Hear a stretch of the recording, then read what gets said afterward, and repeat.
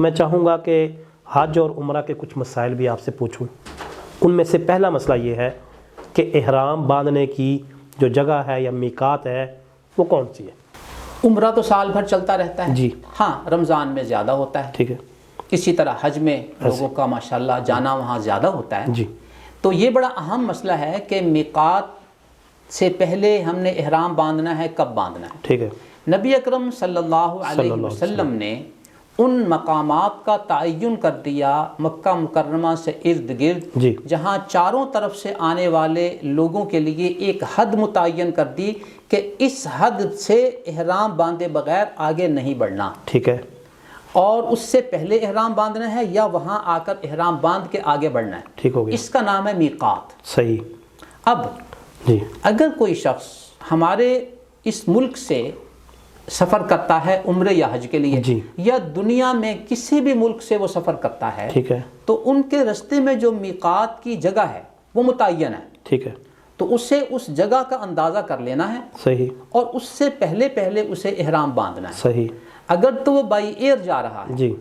تو بعض year lines میں اس بات کا اہتمام ہوتا ہے کہ وہ میقات آنے سے پہلے باقاعدہ اعلان کرتے ہیں کہ میقات آنے والا ہے، جی لہٰذا جو حضرات عمرے کے لیے یا حج کے لیے تشریف لے جا رہے ہیں وہ احرام باندھنے کا انتظام کر لیں، جنہوں نے ابھی تک احرام نہیں باندھا۔ ٹھیک ہے، لیکن کبھی ایسا ہوتا ہے کہ بعض ایئر لائنز یہ اعلان نہیں کرتی، صحیح، یا ایسے ہوتا ہے کہ ایئر لائنز والوں نے اعلان کر دیا، وہ کئی اعلانات درمیان میں کرتے رہتے ہیں، تو یہ ہمارا عمرے پہ جانے والا یا حج پہ جانے والا اس وقت اس کو اونگ آئی ہوئی تھی، اس کو اندازہ نہیں ہوا کہ وہ اعلان ہو چکا ہے۔ ٹھیک ہے،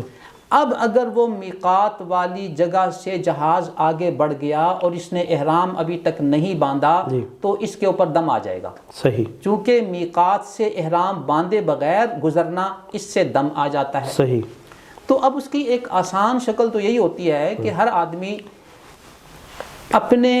ایئرپورٹ سے احرام باندھ کے چلا جائے، ٹھیک ہے، وہیں سے نیت کر لے۔ جی صحیح، فرق صرف اتنا ہوگا کہ احرام کی پابندیوں میں 1-2 گھنٹے اسے مزید رہنا پڑے گا، جی ٹھیک ہے، کہ میقات کے بعد بھی وہ احرام کی پابندیاں تو آنی ہیں، جی تو 1-2 گھنٹے پہلے ان پابندیوں میں آ جائے، صحیح، تو ایئرپورٹ سے ہی اپنے احرام کی چادریں باندھ کے، ٹھیک ہے، عمرہ ہے تو عمرے کی نیت کر کے، حج ہے تو حج کی نیت کر کے، لبیک پڑھ کے یہیں سے نیت باندھ کے روانہ ہو جائے۔ صحیح، لیکن اگر اسے اہتمام ہے اور اسے پتہ ہے کہ یہاں سے جدہ تک پہنچتے ہوئے تقریباً اتنے گھنٹے کی مسافت کے بعد میقات آئے گا اور اس کی توجہ ہے، تو پھر بے شک وہ